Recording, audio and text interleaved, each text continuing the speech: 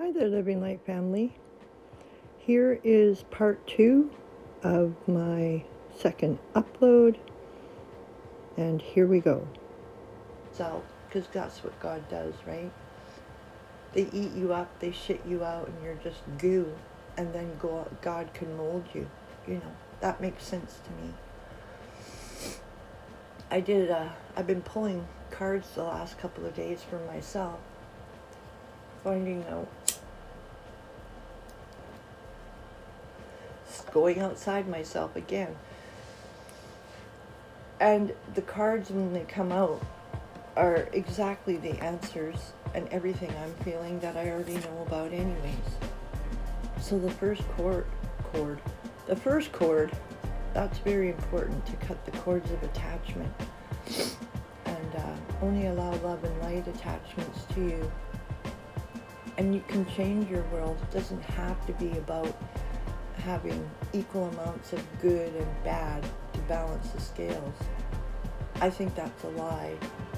I think there's enough negativity with the natural flow of life, with death and rebirth, whether it be trees, bees, animals, the sky, the weather, the cycle of life. There's enough death and rebirth happening that balances out the good that we're doing in our lives.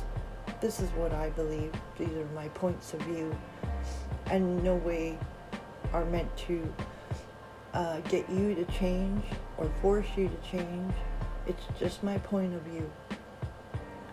So the first card that I chose is from the Healing Waters Oracle deck. Many of you that are watching my channel are already tarot readers, so I'm grateful for that, because you already know what the cards mean. You probably have the card decks in your vicinity, and it's a time for you to reflect. It says, into the unknown, the underworld, depth, courage, and facing your fears. Many of you that listen to my channel have been dealing with demons and are demon slayers or warriors. You're light workers. You're here lifting up the planet and repairing and restoration. Very important about restoration. This reading, I don't even know if I'm going to post visuals for it.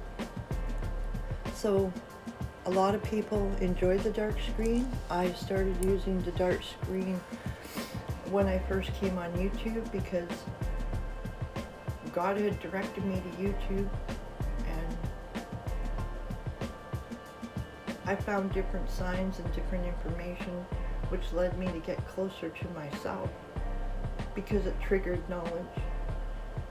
And then realizing about how to awaken your cellular memory, and all the vibrations and the stuff that I had experienced all my life all started to make perfect sense. So the underworld, as you've known, as you've seen, it's getting emptier. In my underworld, there's nobody there. It's complete, it's just dust, it's empty. I wrote a poem the other day.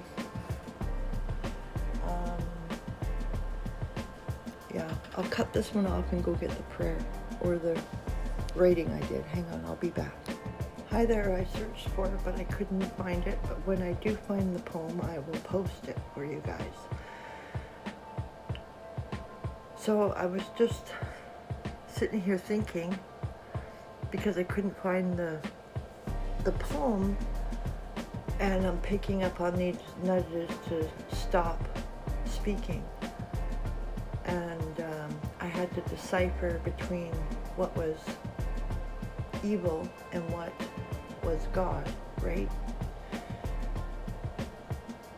So this point of view is going to bounce all over the place, because that is how my mind works. I'm really trying hard to put everything into some kind of perspective for you guys. So I've been guided to Ezekiel the whole time that I've been off of YouTube. I've been going back and forth and referencing to it, and it's talking about the restoration, right? And how to build the cities. So I encourage everybody to read Ezekiel. Just read it all, because it will make a lot of sense. It's been making a lot of sense to me, and reflects on my life at this time. So I can only share what I get from God, because we all have a place, right? We all have something special to add to the puzzle of life and how everything works.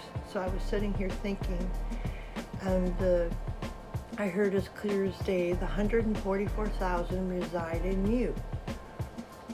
And I said, well, how can that be?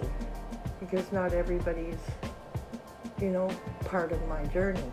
So there's 144,000 souls, spirits, pieces of you inside of you that are awakening. This is what this means to me. And you could be at a state where you're in complete isolation. You can go days, weeks, months without talking to somebody. Just being content in your own life and learning and experiencing and just feeling the energies, which makes you get closer to God. You could be living in a town and you're isolated, but you are drawn to the woods. You could still want to keep going further and further away.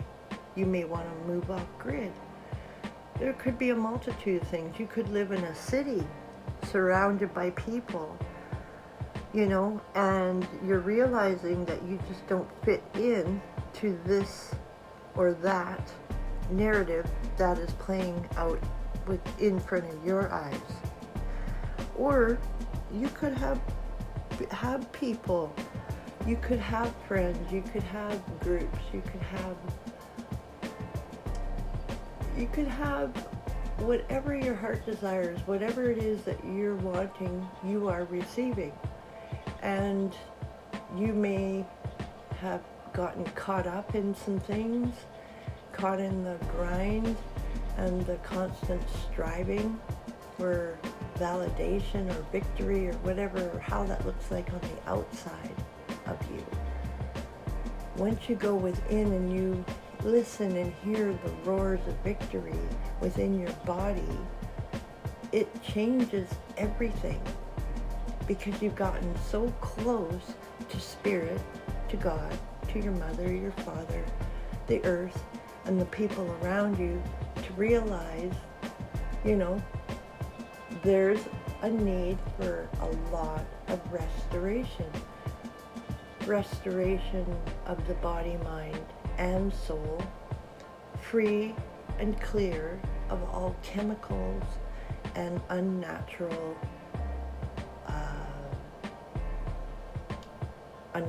things. So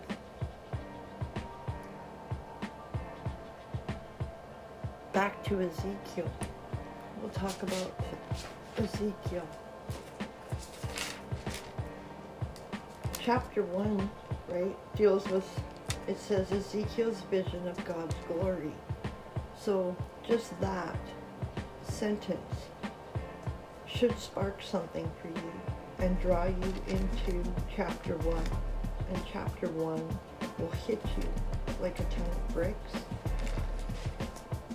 Then we go to chapter 2, and it's the call of Ezekiel. So you could relate to Ezekiel. So if you read chapter 2, that as well, just me saying the call of Ezekiel will draw you closer to that chapter. And then move on to chapter 3. And it talks more about, it says, moreover, he said unto me, Son of man, eat that thou findest. Eat this roll and go speak unto the house of Israel.